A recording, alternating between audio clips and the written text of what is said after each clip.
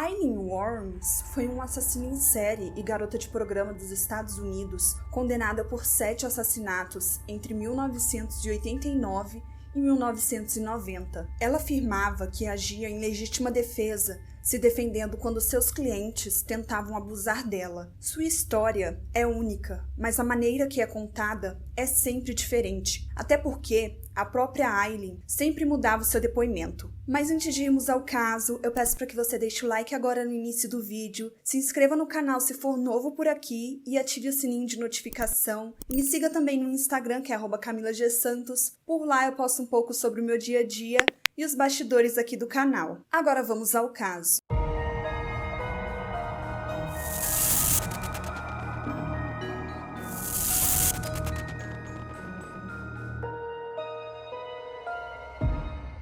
Nascida no dia 29 de fevereiro de 1956, em Rochester, no Michigan, nos Estados Unidos, Aileen Wuornos realizou uma série de crimes que chocaram o país. O seu nome de nascimento era Aileen Carol Pittman, e ela trabalhava como garota de programa na época que cometeu os crimes. E como a maioria dos psicopatas, ela sofreu experiências traumáticas durante a sua infância, principalmente por ter crescido em uma família completamente desestruturada. No dia 3 de junho de 1954, sua mãe, Dionne Wuornos, que tinha apenas 14 anos, casou-se com Leo Dale Pittman. Pouco tempo depois do casamento, o casal recebeu seu primeiro filho, Keith Pittman. E menos de 2 anos depois, Dionne se divorciou de seu marido enquanto estava grávida de 7 meses de seu segundo bebê, Aileen. Aileen nunca chegou a conhecer o seu pai, porque no dia de seu nascimento, o seu pai foi preso e dentro da prisão ele foi diagnosticado como sociopata e ele acabou falecendo lá no ano de 1969. Ela e seu irmão foram abandonados por sua mãe em um apartamento que estava cheio de lixo e moscas. E seus avós maternos, sabendo disso, foram até lá e pegaram as crianças. Os seus avós, Laurie e Britta Wuornos, vendo a situação, adotaram as crianças de forma legal em março de 1960, e desde então criaram eles como filhos, não como netos. Foi aí que ela passou a se chamar Aileen Wuornos. Aileen acabou engravidando com 14 anos, e há quem diga que o pai dessa criança era o seu irmão mais velho, mas essa informação nunca foi confirmada. E assim que o seu filho nasceu, ela o entregou para adoção. Aileen confessou que foi abusada pelo seu próprio avô na infância, mas que sua avó não fez nada para ajudá-la, porque estava sempre bêbada e eram raros os momentos de lucidez dela. Como abusador infantil, o seu avô passou grande parte de sua vida em instituições psiquiátricas. Sua avó foi diagnosticada com cirrose em estágio avançado e ela acabou falecendo no dia 7 de julho de 1971. E depois disso, a mãe de Aileen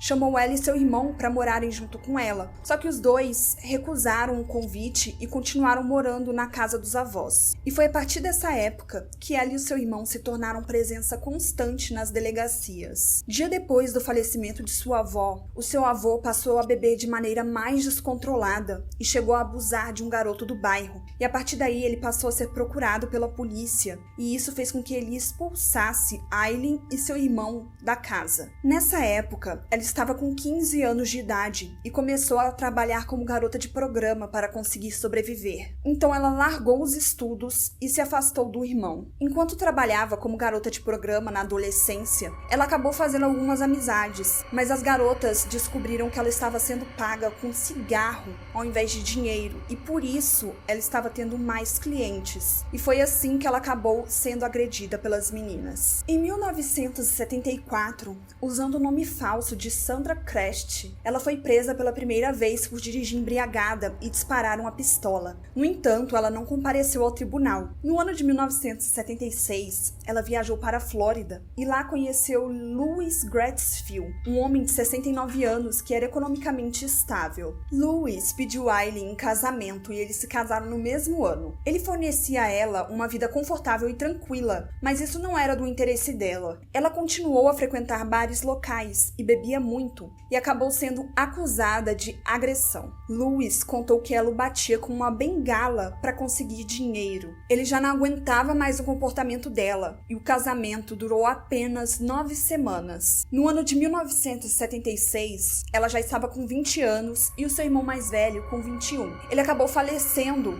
e deixou ela como beneficiária de seu seguro de vida, e ela recebeu $10.000. Mas o dinheiro só durou 2 meses, porque ela gastou tudo com um carro e pequenos momentos luxuosos. E foi quando esse dinheiro acabou que sua carreira criminosa teve início. Antes de inaugurar a sua vida como assassina, ela já havia sido presa por roubo, fraude, dirigir embriagada e porte ilegal de arma. E durante esse tempo, ela despistava os policiais com nomes falsos como Laurie Grode, Susan Blahovec e Kemi Mesh Green. Aileen vivia nas estradas e por isso passou a ser conhecida como Dama da Morte ou Dama da Estrada. E era ali que ela conseguiu seus clientes, caronas e todo o resto que ela conseguiu na vida. Com o passar do tempo, ela começou a sentir dificuldades para arranjar novos clientes. E foi aí que ela decidiu mudar sua estratégia. No ano de 1981, ela se envolveu em um assalto à mão armada em uma loja de conveniência. Ela acabou sendo presa e foi solta no ano de 1983. No ano de 1986, enquanto bebia em um bar em Dakota, na Flórida, ela conheceu Taya Moore, uma mulher que trabalhava como bartender e camareira de um hotel. Logo as duas começaram uma relação amorosa e pela primeira vez em sua vida, Aileen achou que tinha encontrado o amor. O casal se hospedava em hotéis e passavam dias, semanas e às vezes até meses se o dinheiro desse. E para conseguir arcar com essas despesas, Aileen voltou a ser garota de programa e ela ficava em postos de gasolina e na beira da estrada. Os seus principais clientes eram caminhoneiros. O seu primeiro assassinato aconteceu na noite do dia 30 de novembro de 1989. Richard Mallory, de 51 anos, era um eletricista na cidade de Clearwater, na Flórida, e contratou os serviços de Aileen. Ele já havia se casado 5 vezes e tinha o hábito de beber em excesso. O homem já havia sido julgado por abusar de uma mulher. E depois do seu encontro com Aileen, ele nunca mais foi visto com vida. O corpo dele só foi encontrado no dia 13 de dezembro de 1989, na floresta a noroeste de Daytona Beach, com marcas de bala de uma pistola calibre 22. Seus documentos, junto com uma garrafa de vodka, preservativos e o carro, foram encontrados em Ormond Beach no mesmo mês. Os policiais acreditavam que estavam lidando com um caso de homicídio isolado, mas a investigação teve uma reviravolta quando um novo corpo foi encontrado em condições semelhantes no dia 1º de julho de 1990. A vítima era David Spears e foi encontrado a 40 quilômetros de distância de Tampa. Ele estava totalmente nu e havia levado 6 tiros. O corpo só teve sua identificação confirmada no dia 7 de junho pela arcada dentária. Na mesma época que David foi identificado, a terceira vítima foi encontrada. Era Charles Carskadan, de 40 anos, que estava desaparecido desde o dia 31 de maio. Seu corpo foi encontrado a cerca de 50 quilômetros ao sul do local do assassinato de David, no dia 6 de junho. Ele havia levado 9 tiros e alguns de seus pertences pessoais haviam sido roubados. Seu carro foi encontrado no dia 7 de junho. Ainda no dia 7 de junho, Peter Sims, de 65 anos, foi visto pela última vez deixando a sua casa em Júpiter, na Flórida, para visitar alguns parentes em Arkansas. Seu desaparecimento só foi registrado no dia 22 de junho. O seu carro só foi encontrado no dia 7 de julho com um sinal de acidente em Orange Spring.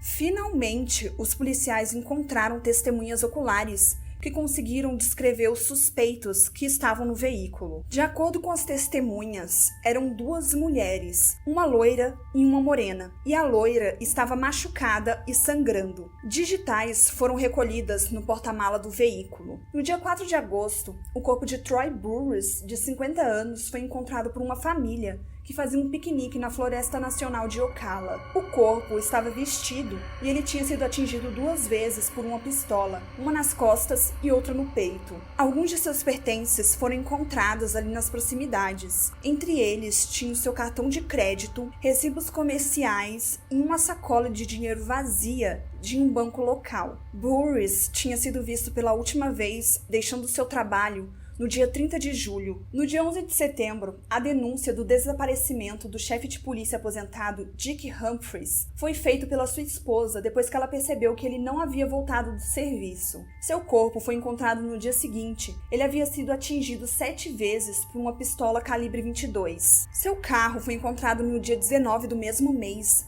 sem placa, atrás de uma agência funerária. Os pertences de Dick, incluindo seu distintivo, só foram encontrados a 112 quilômetros de distância da cena do crime. Um outro policial da reserva, do distrito de Brevard, o Sr. Walter Antônio, de 60 anos, foi encontrado em uma floresta a noroeste da cidade de Cross. O corpo foi encontrado nu e suas roupas foram encontradas em um distrito próximo. Os policiais fizeram um levantamento dos pertences da vítima que foram roubados. Entre eles estavam um anel de ouro, um distintivo, uma lanterna, cacetete e algemas. Até então, esses casos que aconteciam em distritos próximos, mas ainda assim no estado da Flórida, eram considerados casos isolados e os policiais ainda não tinham enxergado que era um serial killer. Foram jornalistas que perceberam o padrão, mas os detetives não aceitavam essa hipótese. Todas as vítimas tinham sido atingidas por uma pistola calibre 22. Seus corpos foram encontrados em estradas ou florestas,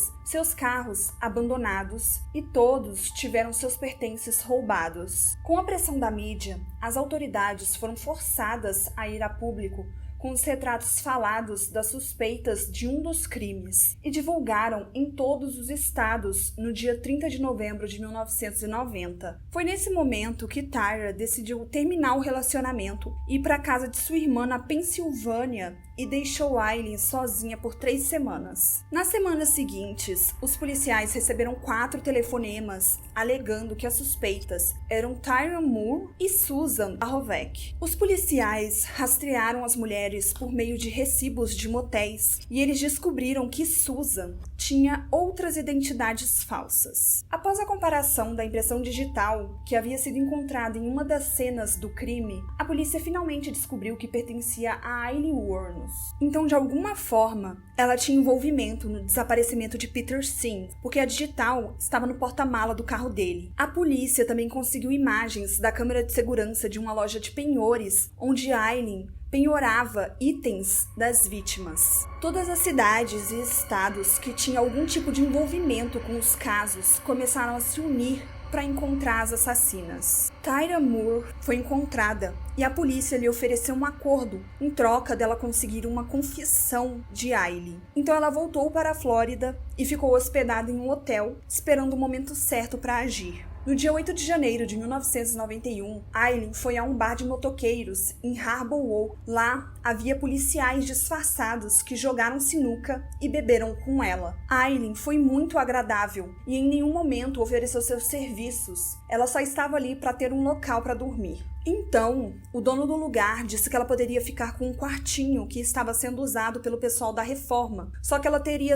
que sair logo pela manhã. Mas já na manhã do dia 9 de janeiro de 1991, os policiais já estavam na frente do bar para prendê-la. Ela foi levada até a delegacia e permaneceu presa por alguns dias, e foi nesse momento que Tyra começou a ligar diariamente para ela. E obviamente que essas ligações estavam sendo gravadas. Tyra era uma mulher muito inteligente, então ela estava conduzindo a conversa de uma forma que Aileen não a incriminasse, até porque ela era cúmplice. No dia 14 de fevereiro, Aileen começou a falar sobre alguns assassinatos durante a ligação, mas ela disse para Tyra que ela poderia ficar tranquila porque ela iria confessar os crimes e não iria dizer nada sobre a participação dela. E a própria polícia já não estava mais querendo saber sobre a participação de Tyra. Eles só queriam a gravação para incriminar Aileen. Um ano depois, no dia 14 de janeiro de 1992, Aileen foi levada a julgamento pelo assassinato de Richard Mallory. Tyra testemunhou contra sua ex-companheira, dizendo que apesar de não ter participado de nenhum dos assassinatos, sua companheira sempre revelava os detalhes para ela. Ela também disse que chegou a ficar com medo, porque não sabia do que Aileen era capaz de fazer com ela. Durante o julgamento,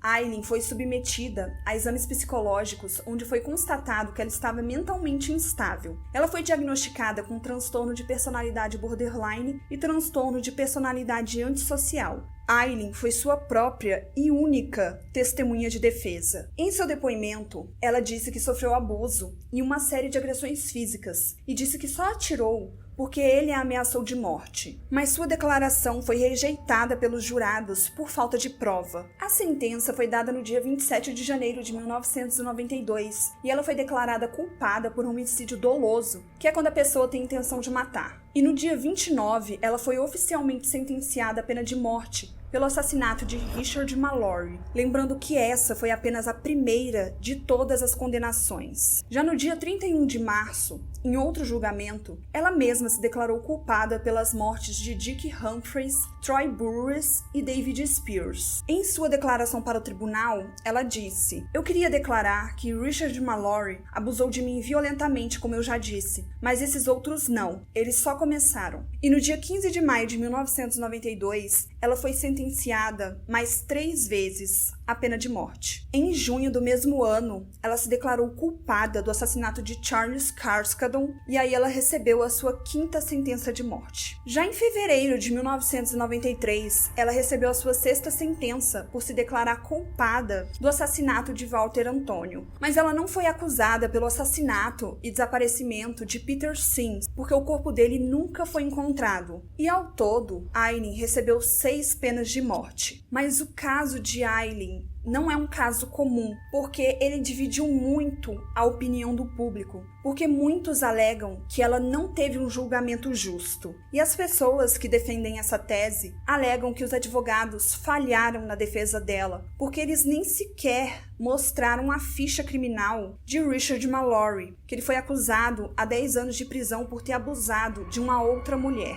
E isso realmente deveria ter sido levado em consideração, porque Aileen alegou que ele abusou violentamente dela, a agrediu e a ameaçou de morte. Então isso provaria que ele era um homem violento e poderia sim ter feito tudo isso com ela. E muitas pessoas acreditam que Aileen só matava as pessoas que a agrediam, ameaçavam ou abusavam dela. E, gente, infelizmente, isso não é incomum na vida das garotas de programa. Algumas pessoas chegaram até a enviar cartas para a Suprema Corte da Flórida pedindo por um novo julgamento. Em contrapartida, muitas pessoas estavam revoltadas com Aileen. Inclusive, a casa onde ela morou chegou a ser depredada. E ela era muito odiada na região. E alguns advogados que questionavam a validade do julgamento dela chegaram a ser ameaçados de morte. Mas independente da opinião pública, Aileen se tornou uma católica fervorosa e passou a implorar pelo perdão dos familiares de suas vítimas. Ela acreditava que dessa forma, Jesus não a rejeitaria depois de sua morte. No ano de 2001, Aileen pediu à Suprema Corte da Flórida a demissão de seu advogado e a suspensão de todos os seus recursos, dizendo que matou todos aqueles homens e mataria de novo se pudesse. Mas o seu pedido foi negado. O governador na época, Jeb Bush, pediu para que 3 psiquiatras fizessem o teste de competência em Aileen para saber se ela entendia por quais crimes ela foi julgada e que seria morta. Os 3 psiquiatras a julgaram apta para execução. No final de sua apelação, Aileen deu uma entrevista a Nick Broomfield e disse que estavam usando pressão sônica nela. Esse é um tipo de tortura que pode perturbar ou destruir os tímpanos de uma pessoa, causando desorientação e dores intensas, o que é suficiente para incapacitar alguém. Ela também afirmou que a sua comida era trazida com terra e urina. E durante a entrevista, ela também agradeceu à sociedade por estragar a sua vida e fazer com que uma mulher que havia sido abusada fosse executada. Sua execução aconteceu no dia 9 de outubro de 2002. Ela recusou o direito de ter uma última refeição e pediu apenas um café. E ela faleceu às 9h47 da manhã, no horário local. Aileen foi a 10ª mulher a ser executada nos Estados Unidos e a 2ª na Flórida, desde 1976, quando a Suprema Corte restaurou a pena de morte. Bom, gente, esse foi o caso de hoje. Deixe nos comentários se você já conhecia e se eu deixei algo de fora ou esqueci alguma informação importante ou cometi algum erro, deixe nos comentários também que eu estarei fixando ele. Eu me despeço por aqui. Nos vemos no próximo vídeo. Até mais. Tchau!